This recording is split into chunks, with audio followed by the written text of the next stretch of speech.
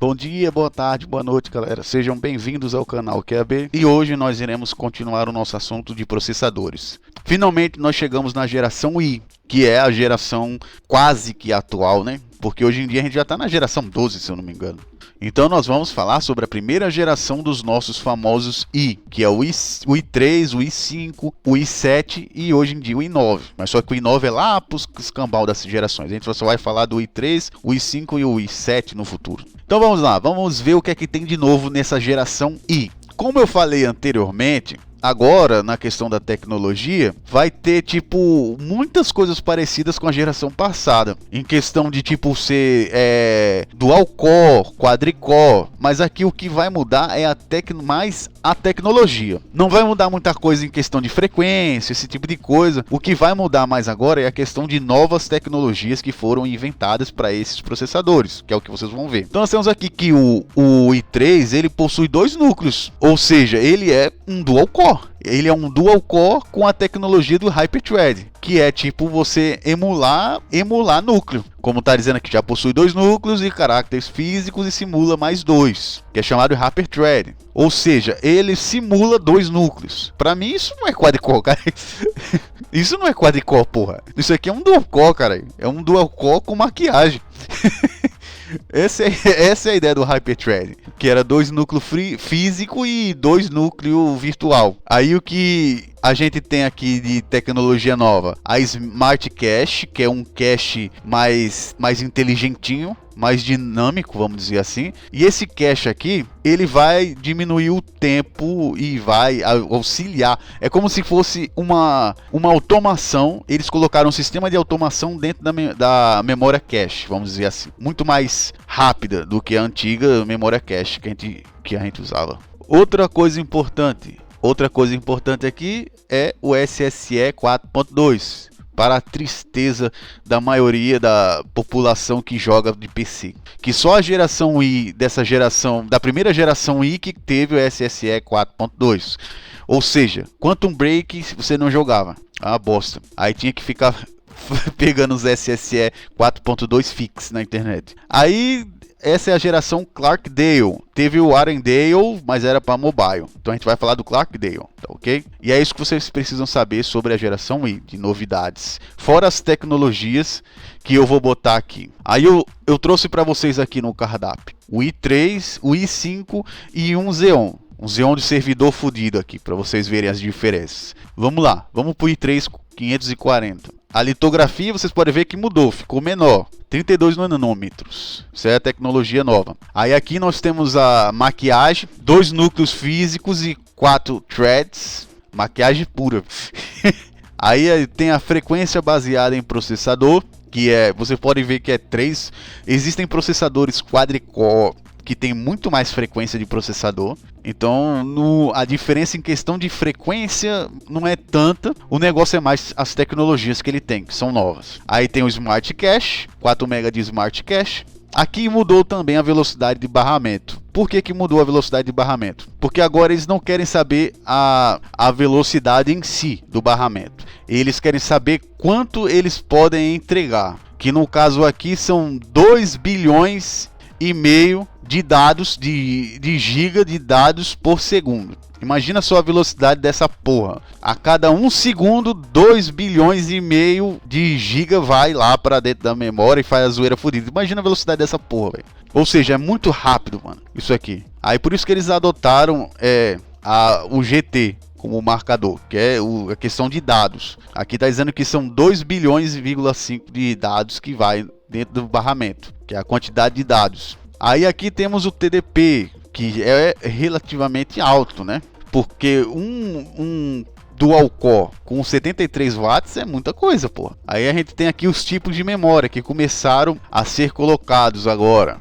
que é a questão do DDR3, quais são as frequências da memória. Isso aqui é outro ponto importante também, porque existe a frequência da memória, a frequência do barramento e a frequência do processador. Então isso aqui é outro passo importante que começou a se ter o cuidado, entendeu? A partir da geração i. Não que antigamente não existia isso, tá ok? Mas aqui tomou-se mais cuidado em você saber mais ou menos o que você estava fazendo. Você pode ver que existem muitos barramentos de processador que são essa frequência no 775. O 775 ele usa muito um 333, as antigas usavam 1066, como está aqui. Então existia sempre essas eram as frequências mais mainstream, vamos dizer assim. E também tem a questão do tamanho máximo de memória, porque por exemplo, aqui só podia sabugar 16 GB de memória, que era questão da memória RAM, tá ok? Vocês ainda não aprenderam sobre memória RAM, mas vocês vão aprender no futuro. Só poderia ter 16 GB de memória RAM. Passou disso daí, é porque as memórias foram aumentando, tá ok? Aí, se você sabugasse, só podia sabugar aqui 2 cartuchos de 8 lá no negócio. É isso que ele queria dizer aqui. Se sabugasse mais, porque existem servidores, existem placas de servidores que tem mais sabugadores lá, entrada para você sabugar a memória. Aí tinha esse problema e estavam começando a especificar o tamanho máximo de memória, que não adianta você botar um monte de pente lá lascado que ele não vai reconhecer. O processador não vai reconhecer. Aí aqui nessa parte ele está especificando até quanto de que a memória pode fazer. A largura de banda é até quanto que a sua memória pode usar. Tá ok? Na questão da velocidade. Aí aqui já é 20 GB. Mas do que é 20 GB para 2 bilhões de dados? Não é porra nenhuma, mano. Então dá tranquilo. E também os 2 canais que tem. Aí aqui a gente tem uma coisa muito interessante também, é porque o chip gráfico, ele geralmente ficava na placa-mãe, mas com essa nova geração, o chip gráfico ele vinha dentro do processador, ele começa a vir dentro do processador, ou seja, o gráfico interno mesmo é o processador que vai dar. Porque isso aí tirou a questão lá da ponte norte e a ponte sul lá que tinha, que vocês vão saber mais para frente, quando a gente falar sobre placas. Aí nessa nova geração não era necessário existir ponte norte e ponte sul. Era só necessário existir um CI logo que fizesse todo o serviço. Não todo o serviço, mas tipo, fizesse tudo de um jeito só e deixasse a parte gráfica só para o processador. Ficava dentro do processador a parte gráfica, ok? Aí tem aqui a frequência da base gráfica. O LGA 1156 não era mais 75, o nosso glorioso 775, que é foda demais, já virou patrimônio histórico, o 775. Ele foi deixado para trás para o 1156, que praticamente ninguém conhece essa porra. Passou aqui direto, véio, esse 1156. Ninguém sabe o que é essa porra. Hoje em dia é só 1155, passaram direto pelo 56. Aí a gente tem o T-Case dele, que é 72 graus, para um TDP de 73 watts.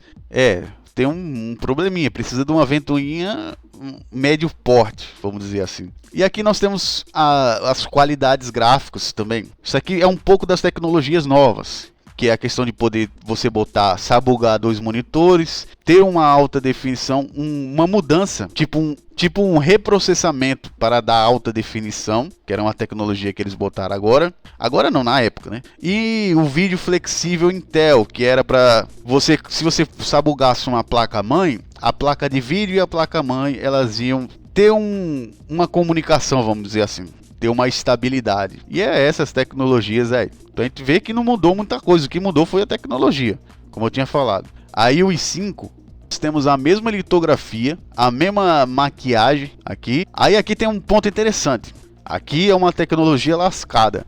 É o que hoje nós conhecemos como Turbo Boost ou Turbo Boost, que é você conseguir aumentar a frequência do seu processador através da tecnologia nova da Intel, que é a Turbo Boost.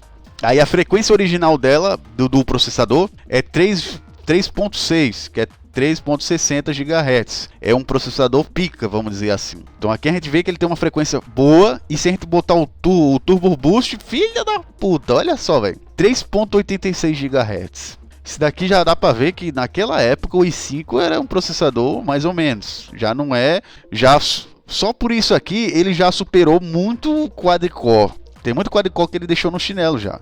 Apesar de ter menos núcleos. Ele já era meio peia. Aqui a gente tem os 4 MB de Smart Cache, a velocidade que é parecida com o i3 e o TDP também parecido. Aí os dados da memória que a gente já viu, não muda muita coisa. Os gráficos também não, o socket também não. E o T-Case é muito parecido. E por último, vamos para a PEA mesmo, que é um processador de servidor, o L3406. Esse aqui, mano, esse aqui era foda, mano. Apesar de, vocês vão ver.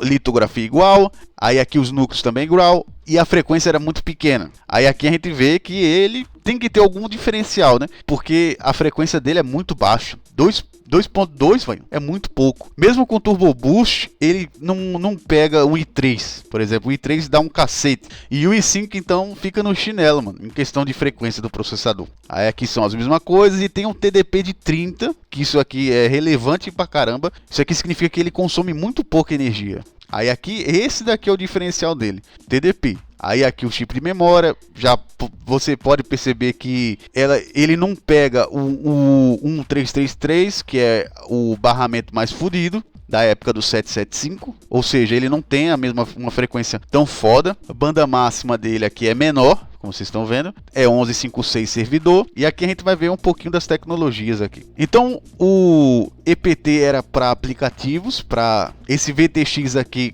com página estendida era mais para aplicativo, para acelerar a execução de aplicativos. O T-Case dele, isso aqui é que eu achei muito estranho, porque 53 graus para 30 watts, então alguma coisa deve alguma coisa vai esquentar aqui, velho. Que não é o TDP, não é o projeto térmico, porque para ter um T-Case pequeno desse daqui, alguma coisa tem, mano. Aí aqui a gente vai falar sobre o ECC. A memória ECC, ela é uma memória de servidor, tá ok? Então quando vocês verem ECC, no ECC e ECC são memórias de servidor. A gente vai falar mais para frente. E aqui é o PCI. A gente vai terminar o vídeo falando sobre PCI. PCI, ela é uma entrada, ela é uma conexão rápida que vai estar na placa-mãe, que é conhecida como PCI Express.